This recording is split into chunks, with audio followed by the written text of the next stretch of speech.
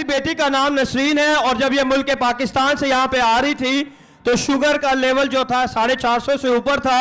और डॉक्टरों ने कहा था कि आप ट्रैवल नहीं कर पाएंगी और ये व्हील चेयर पे यहाँ पे आई और ये खुदावन के घर में आई और जब खुदा के खादमों ने इनके लिए दुआ की तो आज इनका शुगर का लेवल बिल्कुल नॉर्मल है और ये अपने कदमों पे आपके सामने खुदा की गवाही देने के लिए यहाँ मौजूद है। जोरदार तालियां बजाएं यीशु के जलाल के लिए, क्योंकि वो कादर मुतलक खुदा है, वो जिंदगी देने वाला खुदा है, वही शिफा देने वाला खुदा है, वही बंधनों को तोड़ने वाला खुदा है।